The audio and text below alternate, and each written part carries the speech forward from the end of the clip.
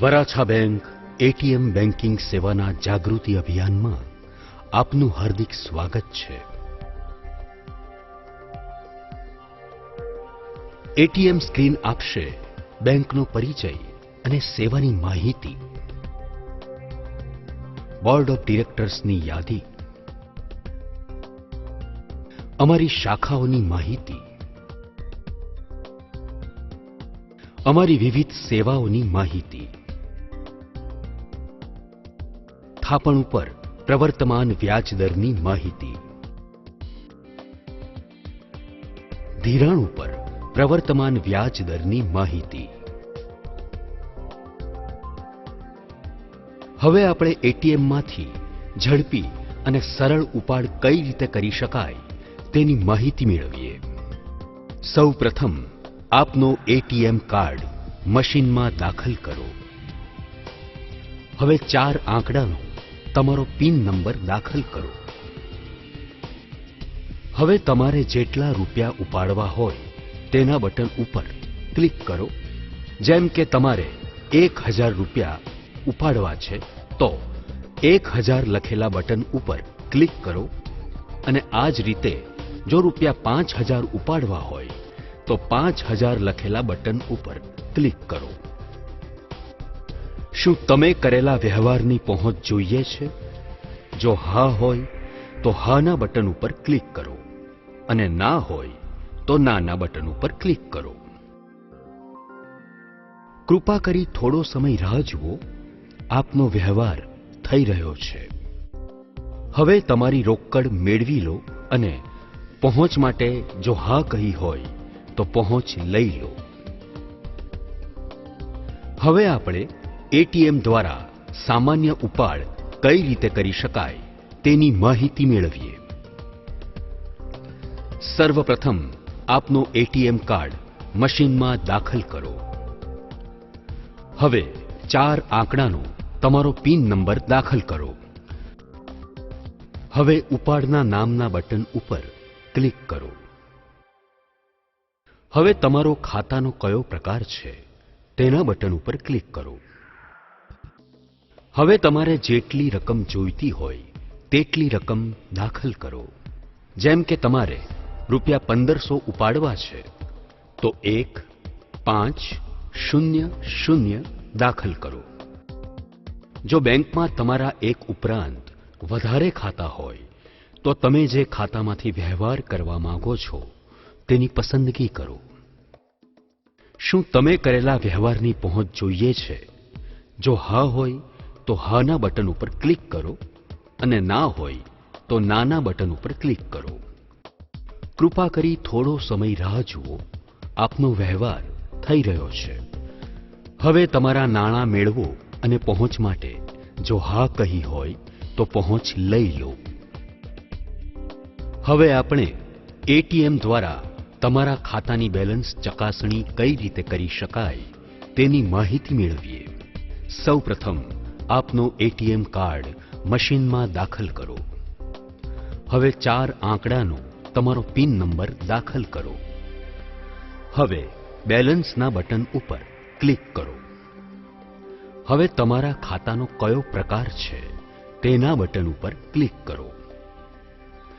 જો તમે તમારું બેલેન્સ સ્ક્રીન ઉપર જોવા માંગતા હોય તો સ્ક્રીનના બટન ઉપર અને તમને તેની પ્રિન્ટ જોઈતી હોય તો પ્રિન્ટના બટન ઉપર ક્લિક કરો. જો બેંકમાં તમારા એક ઉપરાંત વધારે ખાતા હોય તો તમે જે ખાતામાંથી વ્યવહાર કરવા માંગો છો તેની પસંદગી કરો. જો તમે પ્રિન્ટની પસંદગી કરી હોય તો તમે પ્રિન્ટ મેળવી લો. હવે આપણે એટીએમ દ્વારા મિની સ્ટેટમેન્ટ કઈ રીતે મેળવી શકાય તેની માહિતી મેળવીએ. આ મિની સ્ટેટમેન્ટમાં તમારા છેલ્લા 10 વ્યવહારની માહિતી મળશે. સર્વપ્રથમ આપનો એટીએમ કાર્ડ મશીનમાં દાખલ કરો. હવે 4 આંકડાનો તમારો પિન નંબર દાખલ કરો. હવે મિની સ્ટેટમેન્ટના બટન ઉપર ક્લિક કરો. હવે તમારા ખાતાનો કયો પ્રકાર છે તેના બટન ઉપર ક્લિક કરો. જો બેંકમાં તમારા એક ઉપરાંત વધારે ખાતા હોય તો તમે જે ખાતાનું સ્ટેટમેન્ટ મેળવવા માંગો છો તેની પસંદગી કરો. કૃપા કરી થોડો સમય રાહ જુઓ. આપનો વ્યવહાર થઈ રહ્યો છે. હવે તમારા ખાતાનું મિની સ્ટેટમેન્ટ મેળવી લો. હવે આપણે એટીએમ દ્વારા અન્ય વ્યવહારો કઈ રીતે કરી શકાય તેની માહિતી મેળવીએ. જેમાં સૌપ્રથમ ચેકબુકની નોંધણી કઈ રીતે કરી શકાય તે સમજીએ. સૌપ્રથમ આપનું એટીએમ કાર્ડ મશીનમાં દાખલ કરો. હવે 4 આંકડાનો તમારો પિન નંબર દાખલ કરો. હવે અન્યના બટન ઉપર ક્લિક કરો. હવે સ્ક્રીન ઉપર દેખાતા ચેકબુક નોંધણી નામના બટન ઉપર ક્લિક કરો. હવે તમને ચેકબુક કેટલા પાનાની જોઈએ છે તેના આધારે બટનની પસંદગી કરી અને ક્લિક કરો. હવે તમારા ખાતાનો કયો પ્રકાર છે તેના બટન ઉપર ક્લિક કરો. શું તમે કરેલા વ્યવહારની પહોંચ જોઈએ છે? જો હા હોય તો હાના બટન ઉપર ક્લિક કરો અને ના હોય તો નાના બટન ઉપર ક્લિક કરો.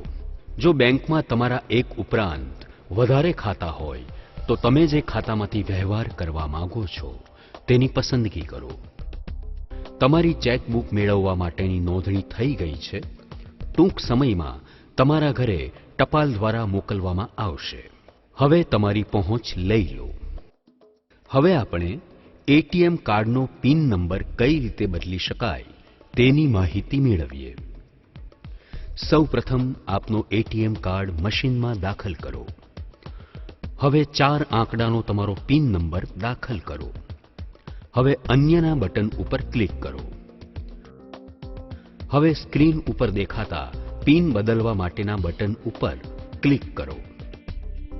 હવે તમારો મનગમતો 4 આંકડાનો નવો પિન નંબર દાખલ કરો. નવો પિન નંબર ફરીવાર દાખલ કરો.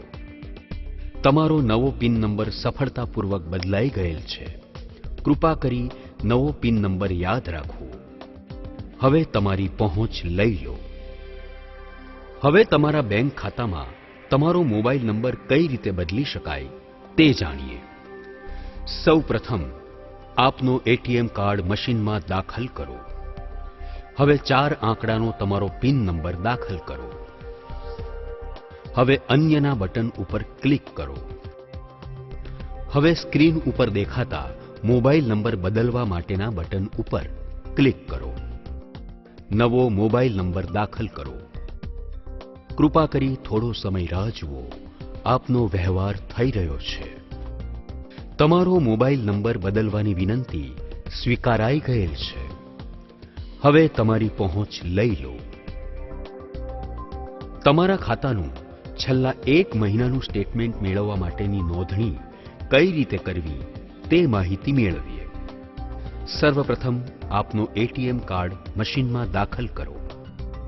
હવે 4 આંકડાનો તમારો પિન નંબર દાખલ કરો. હવે અન્યના બટન ઉપર ક્લિક કરો. હવે સ્ક્રીન ઉપર દેખાતા સ્ટેટમેન્ટ મેળવવા માટેના બટન ઉપર ક્લિક કરો. હવે તમારા ખાતાનો કયો પ્રકાર છે તેના બટન ઉપર ક્લિક કરો. શું તમે કરેલા વ્યવહારની પહોંચ જોઈએ છે? જો હા હોય તો હાના બટન ઉપર ક્લિક કરો અને ના હોય તો નાના બટન ઉપર ક્લિક કરો. જો બેંકમાં તમારા એક ઉપરાંત વધારે ખાતા હોય તો તમે જે ખાતામાંથી વ્યવહાર કરવા માંગો છો તેની પસંદગી કરો. તમારું સ્ટેટમેન્ટ મેળવવા માટેની નોંધણી થઈ ગઈ છે. ટૂંક સમયમાં તમારા ઘરે ટપાલ દ્વારા છેલ્લા 1 મહિનાનું સ્ટેટમેન્ટ મોકલવામાં આવશે.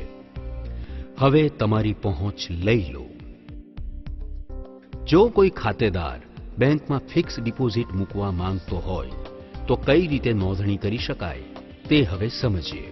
સૌપ્રથમ આપનો એટીએમ કાર્ડ મશીનમાં દાખલ કરો. હવે 4 આંકડાનો તમારો પિન નંબર દાખલ કરો.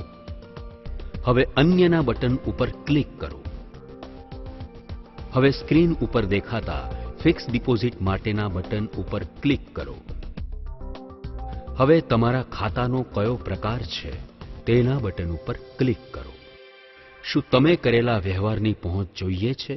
જો હા હોય તો હાના બટન ઉપર ક્લિક કરો અને ના હોય તો નાના બટન ઉપર ક્લિક કરો. તમે કેટલી રકમની ડિપોઝિટ મૂકવા માંગો છો તે રકમ દાખલ કરો. તમે કેટલા મહિના માટે ડિપોઝિટ મૂકવા માંગો છો તે દાખલ કરો. જો બેંકમાં તમારા એક ઉપરાંત વધારે ખાતા હોય તો તમે જે ખાતામાંથી વ્યવહાર કરવા માંગો છો તેની પસંદગી કરો. હવે તમારો વ્યવહાર પૂરો થયો છે. અમારો પ્રતિનિધિ તમને ફોન દ્વારા સંપર્ક કરશે. હવે તમારી પહોંચ લઈ લો. આભાર. હવે આપણે એટીએમ સ્ક્રીન ઉપર આવતા નકારાત્મક સૂચનો વિશે સમજીએ. એટીએમમાં નેટવર્કની મુશ્કેલી હશે ત્યારે એટીએમ સ્ક્રીન ઉપર આવું સૂચન દર્શાવાશે.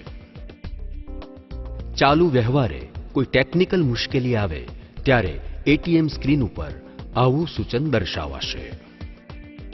તમારો વ્યવહાર ટેકનિકલ મુશ્કેલી હોવાથી રદ કરવામાં આવ્યો હોય ત્યારે એટીએમ સ્ક્રીન ઉપર આવું સૂચન દર્શાવાશે. જો આપના ખાતામાં છેલ્લા 2 વર્ષથી આપના દ્વારા કોઈ પણ પ્રકારનો વ્યવહાર કરવામાં આવેલ ના હોય તેવા સંજોગોમાં આપનું ખાતું સ્થગિત કરવામાં આવેલું હોવાથી તે સમયે આપને ઇનઓપરેટિવ એકાઉન્ટ લખેલ સ્ક્રીન ઉપર દેખાશે. જ્યારે પિન નંબર ખોટો દાખલ કરશો ત્યારે એટીએમ સ્ક્રીન ઉપર આવું સૂચન દર્શાવાશે.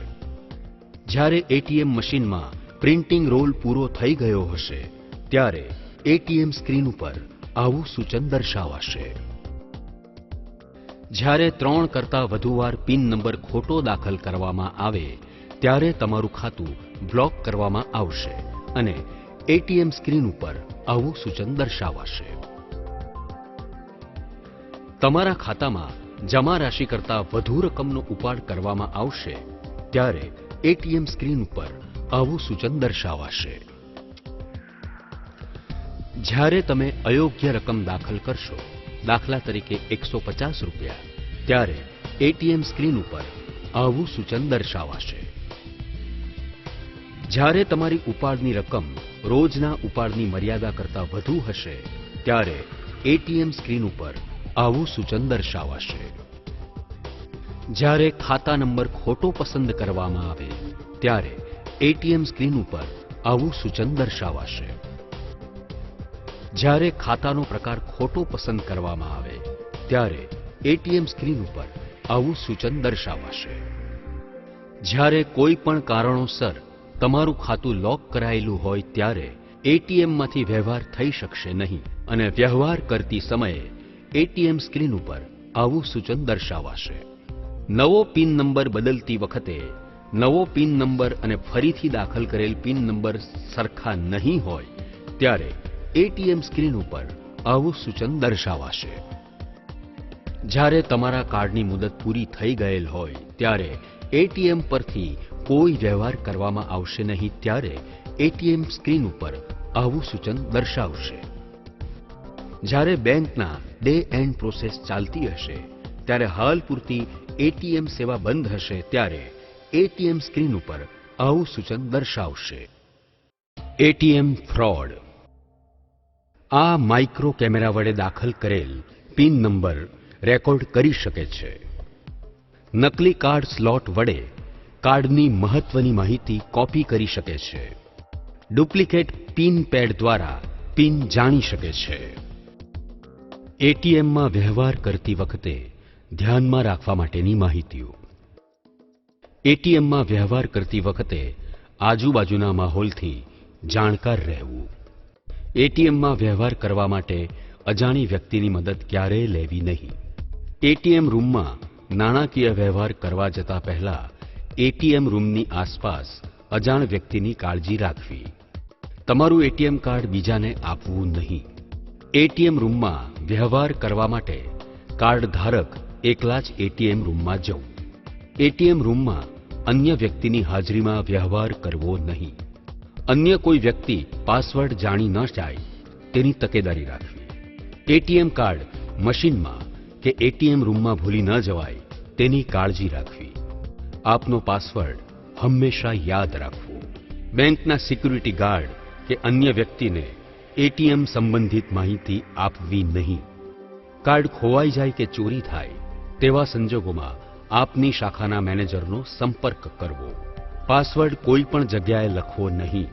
એટીએમ પર નાણાકીય વ્યવહાર કરતી વખતે કોઈ પણ વિક્ષેપ પડે ત્યારે વ્યવહાર અંગેની સ્લીપ સાચવીને રાખવી.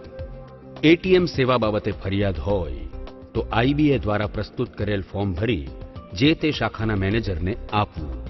વ્યવહાર કરતી વખતે પડેલ ક્ષતિ બાબતે બેંકના હેલ્પલાઇન નંબર પર સંપર્ક કરવો. એટીએમ હેલ્પલાઇન નંબર છે 9586644644. આભાર.